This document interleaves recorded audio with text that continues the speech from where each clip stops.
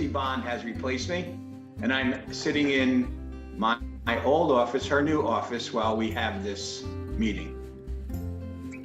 She's met Chuck, Gabe, Denise. I will be bringing her around to meet everyone else at another time, soon.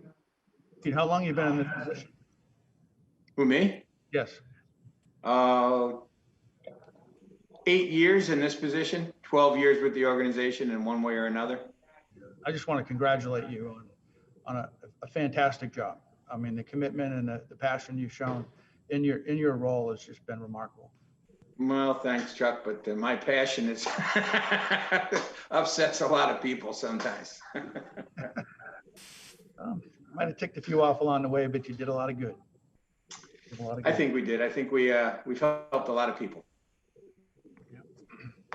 That's true of so many of the organizations that we work with. So very much appreciative. So we're going to try to get through this meeting in 30 minutes. We have the AHAC starting at 9:30, although we can start that meeting later. So we're not going to rush this to an end. Couple of things we'll need to go over. So I think we're ready to get going. Begin? All right, then I'll go ahead and call the meeting to order. Today's meeting of the Neighborhood and Affordable Housing Advisory Board is called to order on October 13th, 2020. Welcome, everyone. The agendas for today's meeting are on the wall at the entrance to council chambers. For those present in chambers, please remember to turn off your cell phones. The agenda for today's meeting is also posted online at myclearwater.com. Due to COVID-19 and related social distancing requirements, this meeting is being held remotely. Pursuant to Executive Order number 20-69, issued by the Office of Governor Ron DeSantis on March 20th, 2020, municipalities may conduct meetings of their governing boards without having a quorum of its members present physically or at any specific location, and utilizing communications media technology such as telephonic or video conferencing as provided by section 120.54(5) Florida statutes. The members of the board appearing remotely for this meeting are myself, Chairperson Pete Scalia, Board Member Linda Kemp, Board Member Kevin Chenault, Board Member Camille Hepting. Is that everybody? I believe so. I don't see anybody else on the screen. So did I get it? Yep, I believe so. Is that we didn't miss anybody, correct? Okay. The city has established the following 4 options to ensure public comment for virtual meetings. One is e-comments via Granicus. E-comments is integrated with the published meeting agenda. Individuals may review the agenda item. Like your screenshot. Very good. If everybody could please mute. Can you hear me? If you could please mute if you're not communicating. Thank you. Go ahead, Pete. Okay. Individuals may review the agenda item details and indicate their position on the item. Comments received during the meeting will become part of the official record if posted prior to the closing of public comment. The city clerk will read received comments into the record. Email. Individuals may submit written comments or videos to nahab@myclearwater.com. All comments received by 5 p.m. the day before the meeting, October 12th, will become part of the official record.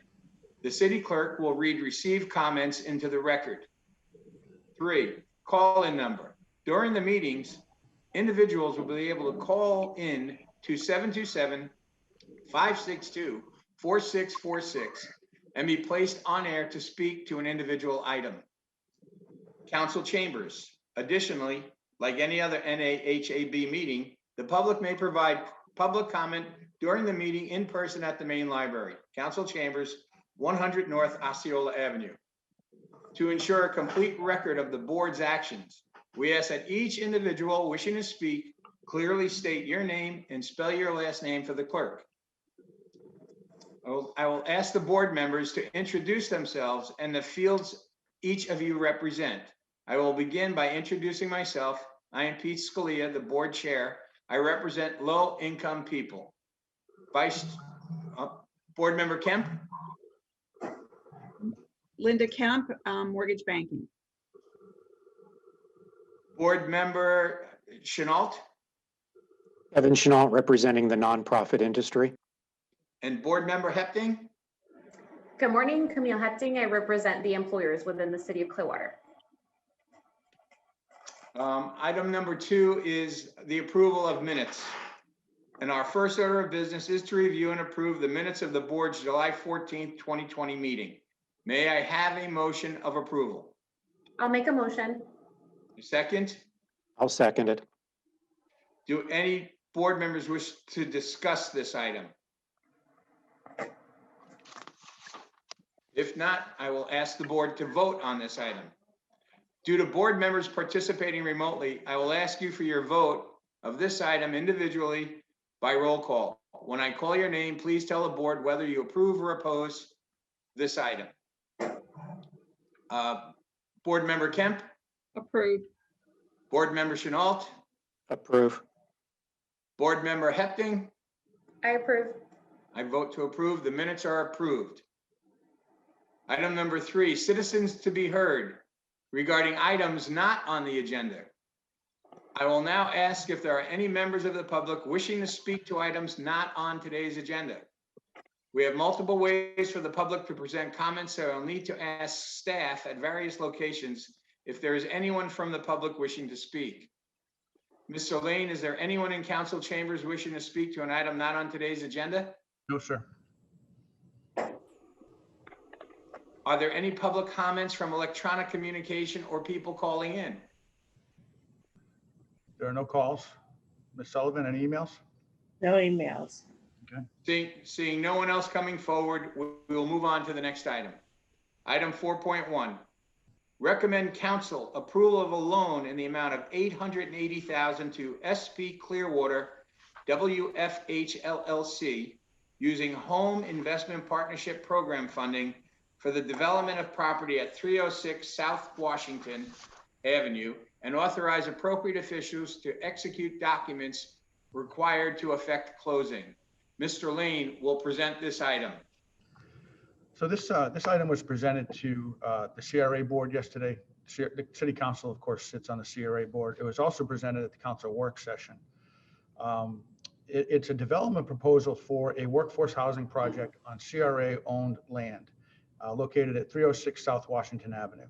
Project calls for 171 units. 104 of the units will be reserved for households at 120% of area median income and below. 49 units will be reserved at 100% of AMI and below, and 18 units at 80% of AMI and below. The total development cost is $38.5 million. All right, trying to share a screen here. So what you see on the screen, you can all see that, I assume? Yes. Yes. So what this proposal is, they're maxing out the density for the site, which is something that we called for. And when the max density for this site is 50 units an acre. When you do 50 units an acre, you need to do structured parking. And that really, that's what made this difficult, because when you bring structured parking into play, you really shift the financial outlay of the project. It's a much more difficult project to achieve. So that's really the basis for some of the subsidies that this developer is seeking. So you can see the project it's bordered on the west by South MLK Ave, on the east by South Washington, and on the south by Gould. You can see the north end of the site, you have a combination of surface parking and structured parking. And you can see the development layout. There's two significant green space areas, which is a really cool concept into this project. It's a 4-story structure. Really something special for downtown Clearwater. We're really looking forward to this. It's kind of a unique site. The grade change on the site shifts from, there's a 15-foot elevation change from the southeast to the northwest corner of the site, which makes for some challenges. The design they've kind of incorporated, which you can't really see, is kind of plateaus in the design. They've really put a lot of effort into the due diligence of this project. And it's really an exciting project for us. It'll put a lot of people on the ground in downtown. It'll help business. The public, the parking garage will be available to the public, which hopefully will encourage developers, commercial developers to come in, create business in downtown and not really have that burden of creating parking for their site, for their business, because public parking will exist. So this is an exciting thing for downtown. See some of those photos. That's your standard, really your 1-bedroom layout, 2-bedroom layout, although it'll vary a little bit. It's really going to be a terrific looking project for downtown. All right. The developer seeking funding from multiple sources. Among them is a request for Home Investment Partnership Program funding. This funding source, as you know, is made available to the city through the United States Department of Housing and Urban Development. The proposal is to provide an interest-free loan on the property in the amount of $880,000. The developer will pay back $200,000 of this loan over 20 years. The remaining $680,000 will be deferred over the affordability period. Home requires an affordability period for this type of investment of 20 years. The developer, after the 20 years, that deferred amount will be forgiven. Staff has reviewed the projected revenues and expenses for the apartment complex, and we've determined that this is an appropriate arrangement, an appropriate investment. This type of investment is also consistent with home guidelines and regulations. So using home funds on a project like this will require us to put a land use restriction agreement on the property, and that will require that 11 units are leased to households at or below 80% of area median income. It's important to note they are proposing 18 units at 80% AMI and below. Reason we're going to do 11 is because when you exceed 11 units in home with new construction, you trigger Davis-Bacon requirements, which is the prevailing wage requirements. We have no reason to believe the developer won't meet those prevailing wages. What we're doing by limiting it to 11 units is we're avoiding that administrative burden of all the Davis-Bacon requirements, the prevailing wage requirements. There is quite an administrative burden. It can actually even drive up costs of construction a little bit. Every year, HUD establishes maximum high and low home rental rates. With this agreement, 9 of the units will be at the high home rate, which is $791 per month for a 1-bedroom and $1,007 per month for a 2-bedroom. The units, 2 units will be rented at the low home rate, which is $660 for a 1-bedroom and $838 for a 2-bedroom. And HUD does adjust these rates annually. So very exciting project. Be happy to take any questions at this time. Are there any questions or comments from the board? I do have a question. Go ahead, Camille. Chuck, this is a really exciting project and it's amazing to see it happen so close to downtown. Do we have any idea for a completion date at this point if everything goes through? I don't have that in front of me. So the developer has applied for county funding under the Penny program. We should learn that very soon. I believe construction, Denise, I don't know if you remember these details. I think, I don't want to say because I can't remember. It's better than a year construction. And I think construction would begin probably sometime towards the end of next year through all the permitting. So we're probably about 2 years away now from that being available. You know what, I will get the timeline and I'll email it to the board separately.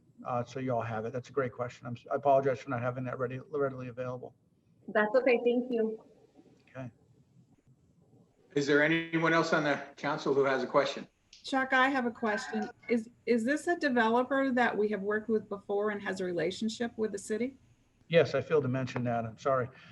SP Clearwater, Wfhlc is a single purpose LLC, but it's Peter Leach is a developer behind it. We've done a lot of work with Peter.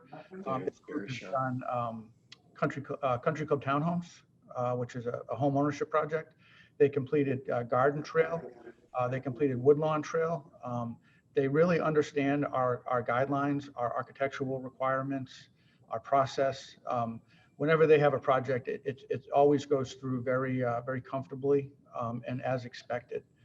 So yeah, we do have a great history with these folks, and we're excited to work with them. Thank you for that question. Anyone else on the council? Mr. Lane, is there anyone in council chambers wishing to speak to this item? No, sir. Are there any public comments from electronic communication or people calling in? No calls. Ms. Sullivan, any emails?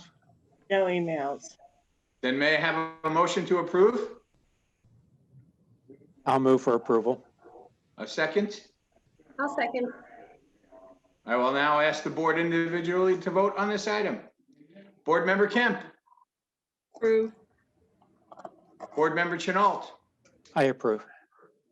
Board Member Hepting, I approve. and I approve as well. The motion carries unanimously.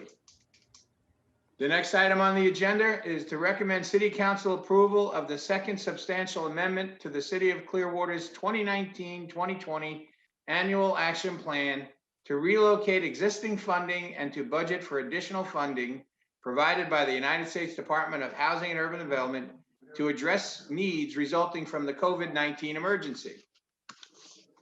Mr. Lane will present this item. We will be receiving an additional $858,968 of community development block grant funding to address impacts caused by COVID-19. HUD requires us to amend our annual action plan in order to budget and ultimately use these funds. This is our second allocation of Cdbg COVID funds. Earlier this year, Council and this board approved our first amendment to accept the first allocation, which was $492,592. That's $492,592. We're also receiving, I'll talk about it later on in the director's report. We're also receiving additional CARES funding through the Florida Housing Finance Corporation. And we'll use those funds as well. I'll talk about that in a moment. These funds, the Cdbg funds, are a little bit more flexible than the funds provided through the state. Although the income limit is a little bit lower, the funds through the state are at 120% of AMI and below. These funds, Cdbg is typical, is 80% of AMI and below. So we can use these funds for housing expenses, but we can also use it for other purposes. HUD's wording is the funds shall be used to prepare for, respond to, and recover from the COVID-19 crisis. So what we found through our experience in communicating with other local governments and nonprofits is that the most effective and direct way that we're able to help people through this crisis is to assist with housing expenses. And for that reason, the majority of available Cdbg COVID money will be applied to the rent, mortgage, and utilities assistance program. We also are budgeting $154,000 to help nonprofits that can deliver public services to help people through the crisis. We're also able to use 20% of the funds for administration. The amendment also cleans up a couple of things from the First Amendment. You may remember the First Amendment, we budgeted the lion's share of that money to our business-to-business program to help businesses that were going out of business because of COVID. HUD guidance following, we get guidance from HUD when we get a special allocation like this. That guidance came out late. And what it did is we were really already up and running, and it kind of moved the goalpost on us. And it made it difficult for us to use these funds on the business program. So what we're doing is we're reprogramming any unused funds from the first allocation to the rent, mortgage, and utilities assistance program. We also budgeted $300,000 in home funds under the First Amendment for an emergency rental assistance program. With these additional funds that are available for the rent assistance program, mortgage assistance, and utility assistance, we think the program's sufficiently funded. So we're going to reprogram that home funding back to housing projects as it was originally intended, originally budgeted. We did open up our rent, mortgage, and utility assistance program several weeks ago. We opened it up with the allocation of the state funds that I'll talk about in a little bit. And we opened that program up for 2, maybe 3 weeks, and we had I think we had over 300 people begin applications. Very quickly, with that level, we feared that the financial ask would exceed the funding available. So we closed down the application intake, and we spent the last few weeks processing those applications and getting that funding out the door. With these funds now becoming available, we will reopen that application on Monday, the 19th. And we expect, again, to have a windfall of folks coming through, especially with the eviction moratorium expiring. We expect there's a lot of people out there that will be able to help. So I will, at this time, I'll take well, first of all, I would like to mention the staffing level it takes to run this rental program. We've actually paused our home rehab program because of the intensity of this work. We may be looking to have other staff in the city assist us. We certainly would entertain a nonprofit or organization helping us review and process applications. So we're open to all comers that may be able to assist us through this. But it's going to be a pretty heavy sprint for the next few months to get through this program and to get these funds out the door, helping people where they need to go. So with that, I'll take questions. Chuck, I have a quick question. So just to make sure that we can direct people to the right place when that assistant program reopens, would it all be on the city's website, myclearwater.com? Yes, there is a, Kara is on the line. Kara, please correct me if I mispronounce this. There's a vanity website. It is myclearwater.com/RMU assistance. Kara, is that correct? Yes. Okay. myclearwater.com/RMU assistance. That will take people directly to the landing page for this program. And on that page, there will be a link for people to apply. There will also be contact information for staff should anybody have any questions or difficulty with the application. Thank you. And you said it will open on Monday. Do you have an idea of the time? Probably midday. We'll get in and we'll make sure everything's running right, and we'll check Chuck? with the software program. 9 a.m. 9 a.m. is when it's supposed to open. Okay, 9 a.m. There it is. Thank you. And I'm sorry, Chuck, could you repeat that website one more time, please?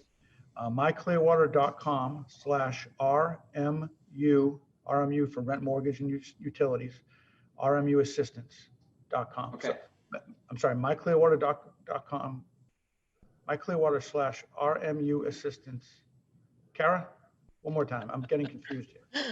Sure, easy for you to say. Exactly. myclearwater.com/RMU assistance. Thank you. If I may also add, you can simply go to myclearwater.com. At the top of the web page is a COVID-19 tab, and that will take you to all of our COVID-19 resources, and this program will be available from that landing page as well. You can link to it.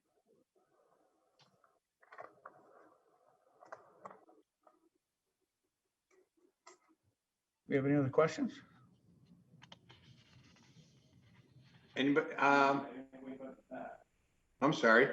Are there any public comments or electronic communication of people calling in? Oh, hold on. I'm sorry. That concludes the scheduled business for today's meeting.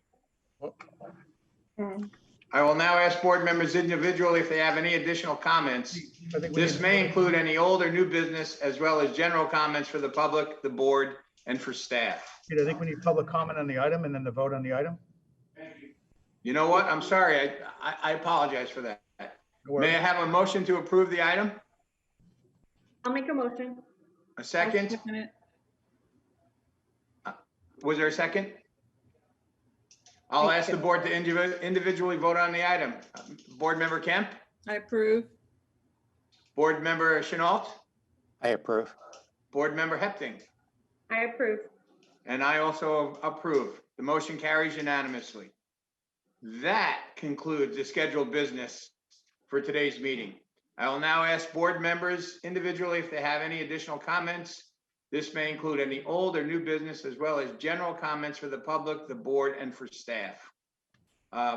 Board Member Kemp? No comments. Board Member Chenault? No comments. Thank you. And Board Member Hepting? I do have a question as far as an update from the last meeting we had. At our July meeting, there was a gentleman from the I don't remember the name of the tower that's on Chestnut. Prospect. That is Prospect Towers. Thank you, Chuck. That we had a conversation about how some of the tenants in there were being basically asked to leave after their lease was over. And I know we had a conversation on it. So I just wanted to follow up and see if there was any further conversation that happened or further assistance or anything that was done in that regard. Yeah, we put a lot of work into that. We set up a task force, just to remind the board. Prospect Towers is a 208 unit apartment complex in downtown. It's a 17, 18 story tower. It's always been an affordable housing complex for seniors. It's been bought by an investor. All that they're going to invest money into the building. They're going to raise the rents, and it's all going to change. It's not going to be that safe haven for seniors anymore. So we have many senior households in there that folks they don't have an answer. They're not able to pay the increased rent. So we actually put a task force together, including several nonprofits, to try to navigate through and figure out answers for these people. So ultimately what's happened is Directions for Living stepped up and they're going to be a case manager. They're actually going to sit in the building. They're going to have a person sit in the building, be a case manager. So direct communication with these tenants. I attended recently a board meeting for the community service, Pinellas Community Foundation. Pinellas Community Foundation is taking on the funding and the responsibilities of the senior citizen services organization. And so I went to that board and asked if they could help. And what they've done is they've offered to pay the funding for Directions for Living, $16,500 for that case manager. That's a full-time case manager for 3 months. They've also agreed to, I believe, an additional $30,000 to be used. 3 months, $16,000. So, for relocation expenses, stuff like that. So we are set up with Directions for Living being the lead on this to navigate through and help people. And I really think that we're in an excellent place. I think they're the right organization to run it. It'll be kind of a hub and spoke system. They'll be the centerpiece. There'll be folks that may be better served by other organizations, and they'll refer them to them. For example, veterans in the building will likely be referred to the Veterans Administration. Another victory I think we've had with Prospect Towers is I received a determination from our HUD rep that we can use COVID funds to help these people. And I didn't expect that determination because this issue was not caused by the pandemic. But the way I presented it to our HUD rep is what we are on now. This is a homeless prevention project among a demographic of people that are at increased risk to serious illness if they catch the virus. And because this is a homeless prevention effort in the midst of a pandemic, they gave us a determination that we could use these funds. So we are working with Directions pretty closely on that. So I'm pretty pleased with where we've come, although, we're not out of the woods yet. There are still a lot of scared people in that tower that need assistance. Thank you for that question. That's great. I appreciate the update. Okay, terrific. Can I just chime in here and thank city staff for everything they did? I did serve on that task force also, and a lot of work went into that. And city staff did very well at pulling everybody together and pulled the right players together to get some action done very quickly. So thank you. Thank you, Kevin. Mr. Lane, do you have any additional comments for the board?